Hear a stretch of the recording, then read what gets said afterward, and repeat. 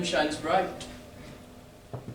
In such a night as this, when the sweet wind did gently kiss the trees, in such a night Troilus, methinks, mounted the Trojan walls, and sighed his soul towards the Grecian tents where crested lay that night. In such a night did this be, fearfully o'ertrip the dew, and saw the lying shadow ere himself, and ran dismayed away. In such a night stood Dido with a willow in her hand upon the wild sea banks, and waft her love to come again to Carthage. In such a night Medea gathered the enchanted herbs that did renew old Iason. In such a night did Jessica steal from the wealthy Jew, and with an unthrift love did run from Venice as far as Belmont.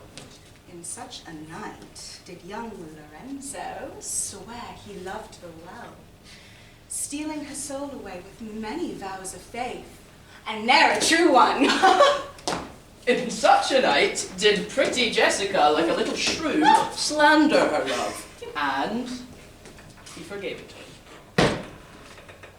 I would outnight you did nobody come, but hark, I hear the footing of a man.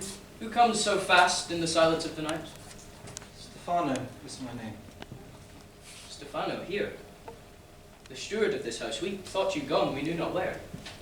To Padua, my mistress bid me go. For thence had she with young Nerissa sped, not to a silent closet nunnery, but secretly in guise of man and boy, to one Bellario, a doctor wise in law, to save Antonio from death. Oh, happy day. Then they have to Venice gone. My father's suitors lost, the merchant free, the battle won. Alas, it is not so. Prepare yourselves for utmost misery. My mistress and her maid do live no more. What say'st thou? Ere break of yester's dawn, when bright Selene her silver light on Padua's streets still shone, wise Portia breathed her last in that damned house where she sought counsel. Sweet Portia dead? What ailed her? What caitiff stole her life? The pestilence that stalks the land as does a villain that laughs and kills for bitter sport, not one, but all who come within his reach.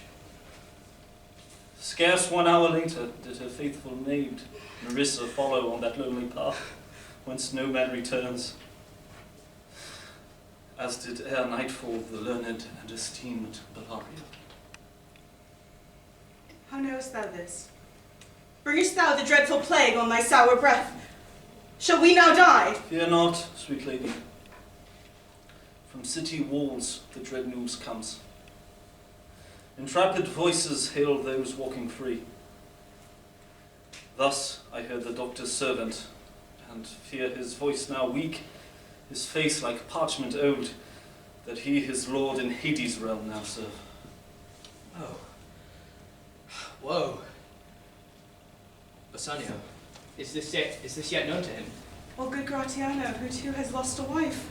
To Venice bearing this sad news a man has gone in haste. I follow now to give Belmont's new lord my steadfast loyalty. Tell him we keep his house with all our care. And weep with him the loss of Portia fair. I will. But now, adieu.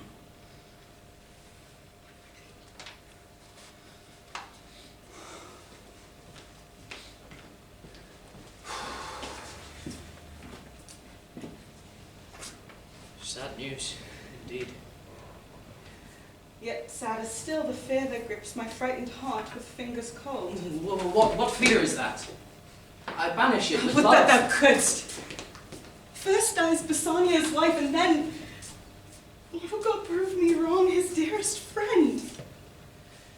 My father's lust for vengeance brings me shame. my love, bear'st thou his cursed name?